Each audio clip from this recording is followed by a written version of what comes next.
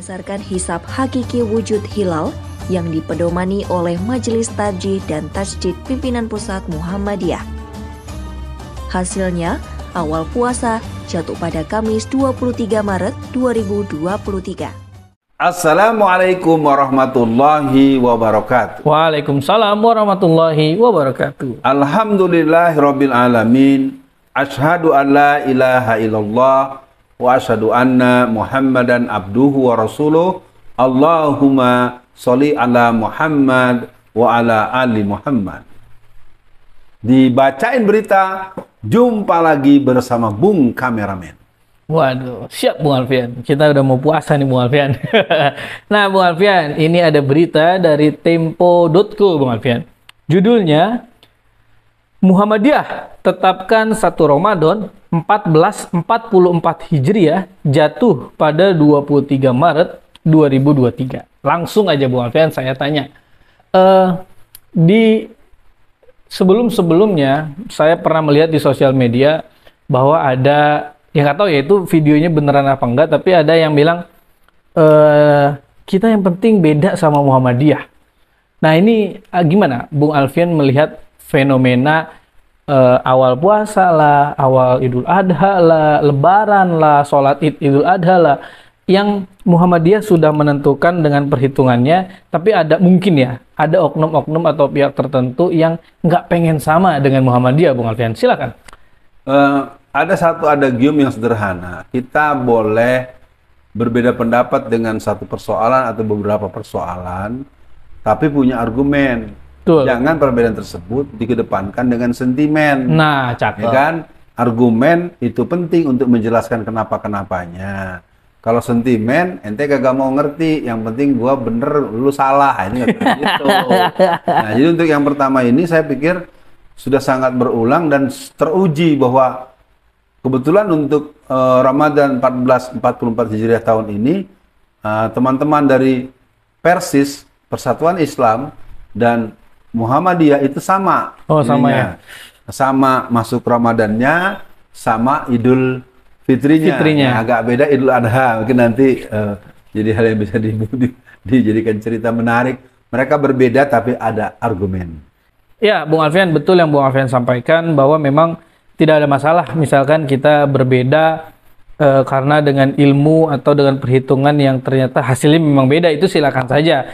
Tapi jangan sampai yang betul Bung Alfian sampaikan tadi, jangan sampai hanya karena sentimen kita tidak mau sama gitu. Nah Bung Alfian, ini saya alami sendiri Bung Alfian. Jadi kemarin ketika membersamai Bung Alfian mengisi pengajian Gema Anas yang ibu-ibu di Masjid Trans Studio Bandung, itu teman saya cerita, Bang, aneh udah kapok ngikutin jadwal puas awal Ramadan, Idul Fitri yang sebelah itu antara pemerintah atau yang lain-lain lah ya.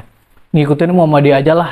Kata dia gitu. Karena kita, ini bahasanya dia ya, karena kita capek dibohongin mulu, ternyata beda begini. Nah, ini saya temui langsung Bung Alfian. Artinya kan berarti ada beberapa masyarakat yang sadar bahwa Muhammadiyah juga menentukan awal Ramadan atau awal kapan juga tidak main-main Bung Alfian. Atau mungkin Bung Alfian mau merespon apa dari cerita yang saya dengar langsung dari kawan saya Bung Alfian? Ya, memang boleh kita belajar dari zaman Pak Harto ya.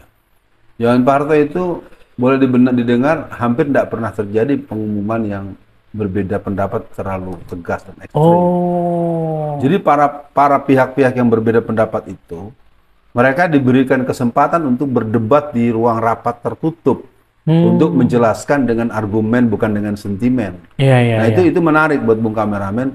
Kita punya banyak catatan dengan masa Orde Baru ya. Dengan cerita ini bukan berarti kita sedang memuja, tidak. Kita sedang mengatakan bahwa dulu zaman Pak Harto itu beliau kumpulkan ulama-ulama yang berbeda itu suruh menerangkan, menjelaskan argumentasinya dan mereka menyepakati. Nah, kesepakatan itulah yang kemudian diumumkan kepada publik. Mantap. Nah, kalau yang sekarang ini merasa banyak, merasa benar, tetapi tidak jelas argumentasinya. Pokoknya gua begini. Nah, itu ternyata ya itu saya terbuka ya. Saya kan di 35 tahun di P3 gitu ya.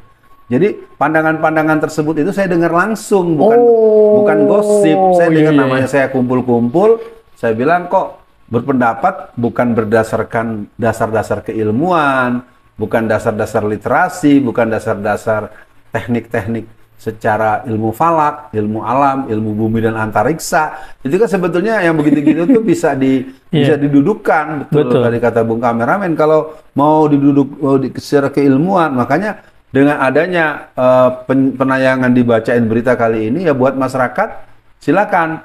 Muhammadiyah menentukan tanggal tentu berdasarkan kerja para ulama-ulama mereka yang juga basic keilmuannya, kemampuan agamanya, kemampuan berbahasanya, kemampuan ilmu teknologinya, itu tentu punya orang-orang yang memang sudah bekerja lama dan terus ditambah dengan tenaga-tenaga muda yang punya kemampuan yang mumpuni. Nah, kalau memang ada yang mau berbeda pendapat, ya mungkin kembali lagi kepada pihak pemerintah, ya jangan gara-gara berbeda, lalu yang satu dianggap benar, padahal yang satu juga belum tentu salah. Ya, namanya juga sebuah kerja-kerja ilmiah, dan ini merupakan hal yang tidak dianggap haram dalam Islam. Berbeda pendapat, boleh berbeda pendapat, tetapi jangan memaksakan pendapat. Jangan mau berbeda pendapat karena ingin mempunyai pendapatan yang berbeda. Nah, ini juga menjadi persoalan tersendiri. Maka untuk ke depan, berhadapan dengan hari raya, penetapan tanggal, bulan, dan penetapan apa dan bagaimananya, sebaiknya pihak Kementerian Agama dan pihak-pihak terkait harus melakukan pembicaraan-pembicaraan yang lebih tertutup dulu, sehingga masing-masing punya hujah yang kuat. Setelah itu ambil kesepakatan apa yang mau diumumkan kepada publik, sehingga ketika ada perbedaan ada argumentasi masing-masing, bukan malah intimidasi.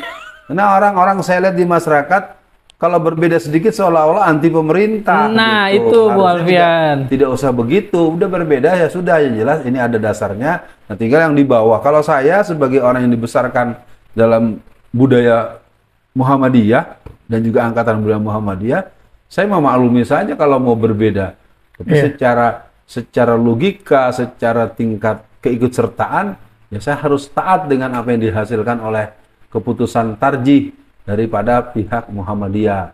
Nah, yang lain silakan. Jadi enak kita berbuat. Begitu Bung Kameramen. Iya, betul tuh Bung Alfian. Saya setuju karena memang sebetulnya Bung Alfian, kita tuh sedih gitu kalau lebarannya tuh misah-misah. Jadi, oh ini masjid Muhammadiyah nih, oh ini masjid NU nih, berarti ikut pemerintah nih. Jadi, kayaknya kita yang hari lebaran atau hari Idul Fitri untuk kumpul bareng itu jadi nggak seru. Lu hari lebarannya Idul Fitrinya hari pertama apa hari kedua? Ya, yang menarik yang Bu Alfian sampaikan tadi bahwa ya itu beliau-beliau lah yang pintar-pintar itu berdebat di dalam, dan hasilnya kita diberitahu memang dengan hasil ilmu ya Bu Alfian, bukan hasil intimidatif. Nah Bu Alfian, untuk closing sesi kali ini Bu Alfian, keluar dari hal ini, saya sebagai anak muda ingin bertanya nih pada Ustadz Alfian atau Bung Alfian. Ketika Ramadan, kita kan bisa tuh Bung Alfian bangun sebelum subuh, bisa tahajud, bisa puasa, bisa lain-lain banyak ibadah yang bisa kita lakukan. Tapi kenapa ya Bung Alfian, tiba di luar Ramadan yang namanya tahajud itu bisa-bisa last minute, atau bisa-bisa rokaatnya nggak maksimal, dan puasa Senin Kamis juga kadang-kadang sebulan nggak, Senin Kamisnya kapan lagi. Ini apa tips atau nasihat dari Bung Alfian agar stamina Ramadan kita terjaga baik sebelum Ramadan atau setelah Ramadan Bung Alfian? Ya, sebuah closing statement yang baik sekali. Kita bergembira, marhaban ya Ramadan, selamat datang bulan Ramadan. Dan closing statementnya adalah, mari jadikan ibadah kita ibadah yang penuh gairah, penuh kegembiraan dan penghayatan, dan dawamkan amalan-amalan ibadah tersebut sampai malam takbiran, dan di hari berikutnya kita juga dapat kesempatan untuk puasa 6 hari. Maka biasakan sholat 5 waktu di awal waktu berjamaah, biasakan tilawah Quran, biasakan amalan-amalan yang lain berdasarkan pengalaman dan pertanyaan Bung Kameramen. Ini bisa jadi juga menjadi hal yang dialami oleh banyak generasi muda. Ayo anak-anakku, ponakan-ponakan, dan siapapun pemuda-pemuda Islam, laki-laki maupun perempuan, jadikan ibadah itu sebagai hal yang indah, yang mengenakan, yang menggembirakan, yang kita jadikan jadwal rutin kita dengan segala kehangatan, pelukan ilahiyat buat kita, dan segala persoalan-persoalan yang kita hadapi, insya Allah akan terasa lebih ringan, dan Allah kasih jalan min haitsu la yahtasib. Amin. Sekian pemirsa, dibacain berita kali ini. Assalamualaikum warahmatullahi wabarakatuh. Waalaikumsalam warahmatullahi wabarakatuh.